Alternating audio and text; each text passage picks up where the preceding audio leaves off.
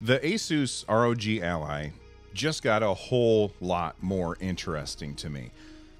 If you missed the most recent episode of the NerdNest podcast, it was me, the Fox, and CryoBite33, and we were going through and talking about a potential price for the ROG Ally. Make sure that you check it out. I'll leave a link in the description down below to that episode. But the reason we were talking about it is because there was an interview with PC Gamer, and in the interview they said it was going to be below $1,000, 200%. That's how sure that they were. Well, when they said below $1,000, I think myself and a lot of other people automatically assumed, okay, this is going to be $999, which is technically below $1,000, meaning that it's not really competing with the Steam Deck. If you want to compete with the Steam Deck, you really got to get a little bit closer to the price of the Steam Deck. Now, this is not a video about, the Steam Deck versus the ROG Ally. If you want to see a video about that and why I think that that's a silly argument to make, there is a link to another video in the description down below, so make sure that you check that out. But the Asus ROG Ally, I assumed when I saw it that it was going to be $1,000 device. So when they said below $1,000, $999.99 made perfect sense to me.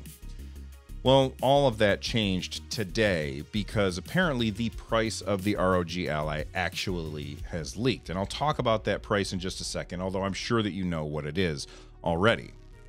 You see, right now, in the handheld PC market, nobody is trying to compete with Valve to get down to that super low price point. Everybody else is making devices that are more powerful than the Steam Deck, but at a much higher cost.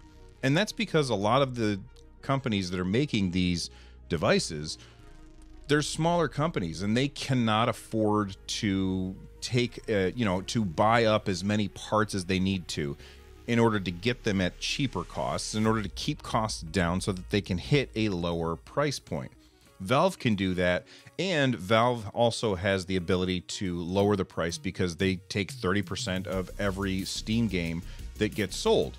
So if you buy the Steam Deck, you are going to be buying a bunch more games on Steam, and all of those games that you pick up on Steam, Valve is going to get some of that money. That's why Valve can hit such a low price point of $400 for the cheapest version, $650 for the most expensive version.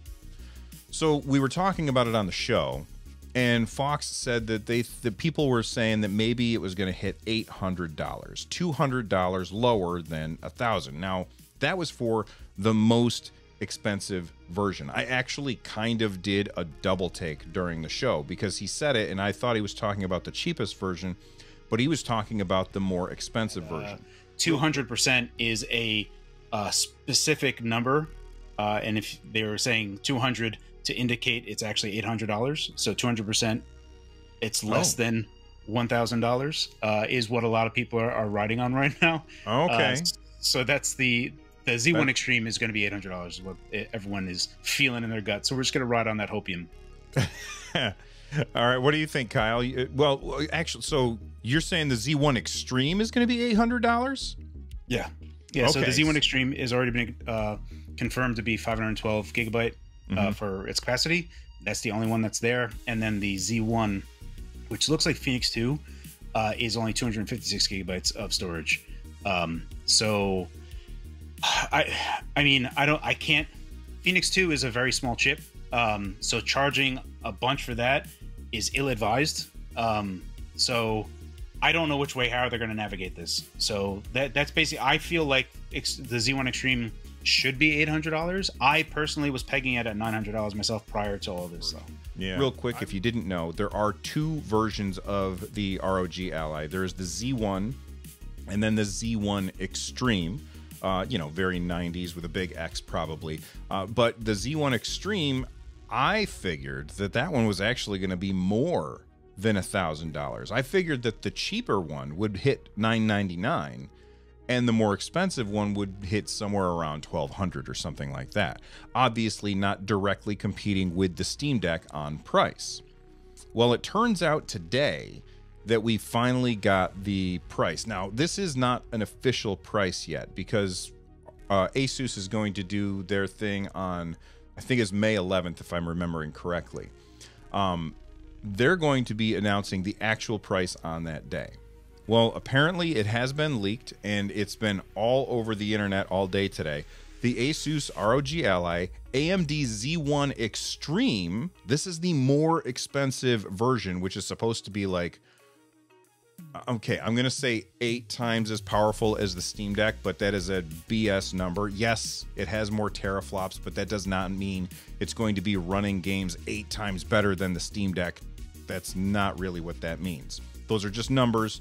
This is more powerful than the Steam Deck, though, and it's only $800. This is the better version of the ROG Ally, and it's only $800. That is crazy to me. You see, Asus, or Asus, I don't know how to friggin' say it. Let me know in the comments how I'm supposed to say it. They don't have a store like Steam does. Valve has a store, the Steam store, and they get a cut of every single game that gets sold. So it makes it a whole lot easier for them to hit that price point. I think the only way that Asus can hit this price point is because they bought up a ton of supply, so they don't have, like, so they were able to get these chips and things that they need at much lower cost because they bought so much of it. And that means if this price is accurate, they are directly gunning for the Steam Deck. Now, again, if you want to have a conversation about which is better, the Steam Deck or the Asus ROG Ally, link in the description. That's not what this is about. This is about, are they competing with each other? If this is the price point, they are absolutely competing with each other. Let's take a look at the specs real quick of the ROG Ally, just to make sure everybody is up to speed. It has 7-inch 1080p screen. It's a 16:9 aspect ratio, by the way, at 120 hertz.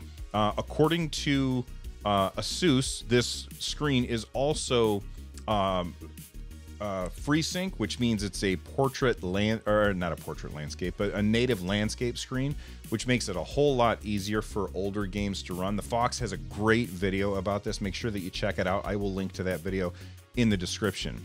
It has the AMD Z1 Extreme processor, 16 gigs of LPDDR5 RAM, the Navi 3 graphics, and 512 gigs M.2 SSD, and Dolby Atmos sound. And it ships with Windows, which means it is going to be easier to get games that are not running Linux to run. Of course, I've never really run into major issues getting my games to run on the Steam Deck. There are, of course, some games that don't run, but I haven't really run into that issue. But this should run everything that you throw at it that is for Windows. So that means Game Pass is going to be on this thing. It also comes with 3 months of Game Pass, according to Asus, I believe. It just seems like a really, really awesome device. And for $700, that's only $50 more than the most expensive Steam Deck. And the most expensive Steam Deck is not as powerful as this device. Of course, the Steam Deck has a lot of other stuff that this doesn't, but if you're just looking at power, this is more powerful than the Steam Deck at only $50 more. So where does that leave the cheaper one, the Z1 version, not the Z1 Extreme version? Can they get down to that $400 price point? Honestly, I really don't think that they can. I will be shocked if they get down to the $400 price point.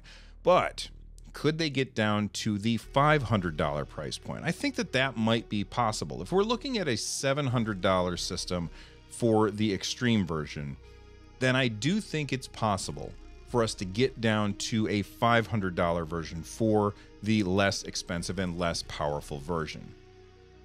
I have to say, I am very hyped for this device now. And you know, one of the things that was really holding me back is that D-pad. I've seen a lot of people look at the D-pad for this and say the same thing that I said, that D-pad looks like hot garbage on a stick. But then I thought about it today, and there's a lot of content creators that I do trust that have had hands-on with this device. And I could be wrong, but I don't remember any of them saying anything bad about the D-pad. Like, nothing.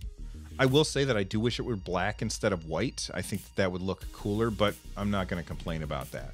So I guess the question is for you, does this change the calculus for you on whether or not you're interested in picking up an ROG Ally? For me, I am way more likely to pick one up now. I was kind of on the fence before, and at this point, I think I'm going to be refreshing Best Buy. Absolutely. The next thing that I want to talk about with the ROG Ally that I think is important is scalpers. We actually talked about this on the NerdNest podcast as well. And I think that, I can't remember if it was Fox or Cryobyte that said it, but they said it's all dependent on the price. Like, if this thing was expensive, then scalpers are going to be less likely to take a chance on it. If this thing's $700, I think that we're going to run into issues getting our hands on one.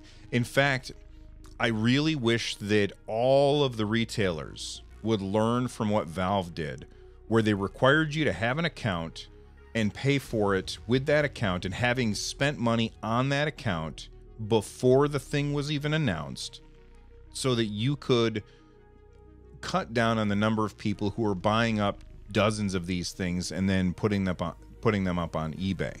So I really worry that we're going to be running into scalping issues with this, and it's going to be really, really hard to get our hands on it. If you guys got the hookup and can help me find get a hold of one of these when it does come out after May 11th, please do. I'm really hyped for this machine, and I cannot wait to get my hands on it and try it out. All right, that's it for this video.